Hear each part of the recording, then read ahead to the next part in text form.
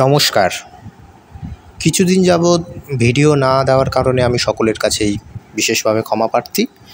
একটু নিজস্ব কাজ থাকার কারণে ভিডিও বানানো সুযোগ হয়ে ওঠেনি। তবে আজ থেকে আবার শুরু করছি। আজ থেকে আমার চ্যানেলে আবার নিয়মিত ভিডিও আসবে।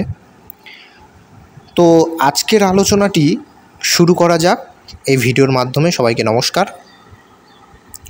আজকের শ্রীমদ্ ভগবদ্ গীতা থেকে একটি শ্লোক নিয়ে আমরা আলোচনা করব। শ্লোকের আমরা যে ব্যাখ্যাটি এখানে জানতে পারবো তা কিন্তু আমাদের জীবনের নানা কাজে আমরা দেখতে পাই। আমরা বাস্তব যুক্তি দিয়ে বোঝার চেষ্টা করব জিনিসটা।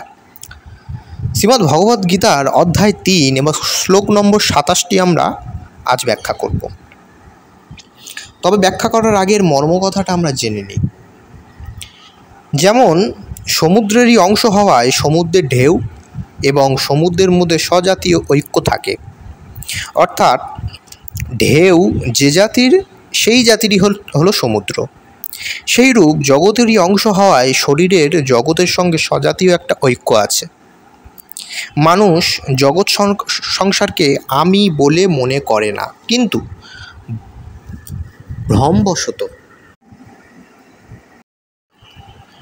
ভ্রমবশত শরীরকে আমি বলে মনে করে। যেমন সমুদ্র ছাড়া ঢেউয়ের কোনো পৃথক অস্তিত্ব নেই, তেমনি জগৎ সংসার ছাড়া শরীরেরও কোনো পৃথক অস্তিত্ব নেই।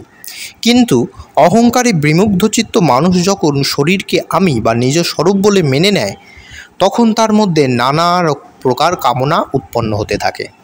যেমন আমার যেন স্ত্রী, পুত্র, অর্থ ইত্যাদি লাভ হয়, লোকে আমাকে যেন ভালো মনে করে, আমাকে যেন শ্রদ্ধা সম্মান করে, আমার মতন অনুযায়ী যেন চলে ইত্যাদি।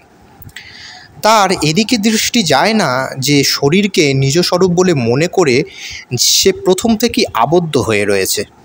আবার কামনা বাসনার দ্বারা সেই বন্ধন দৃঢ়তর করছে, নিজেকে বিপদের দিকে নিয়ে যাচ্ছে। সাধনার সময়ে আমি স্বয়ং প্রকৃতিজনিত গুণাগুণ হতে সম্পূর্ণরূপে অতীত, এরূপ অনুভব না হওয়া সত্ত্বেও সাধক যখন সেরকম মনে করেন, তখন তার ওইরূপ অনুভব হয়ে যায়।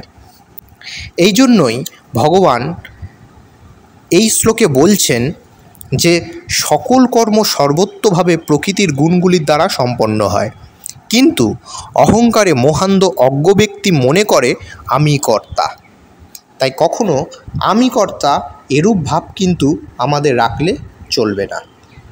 আমাদেরকে বুঝতে হবে যে সাধনা আমাদেরকে কোন পথে নিয়ে যেতে পারে, আমাদেরকে কোন পথে অনুভব করাতে পারে সেই ভগবানের সেই লীলা।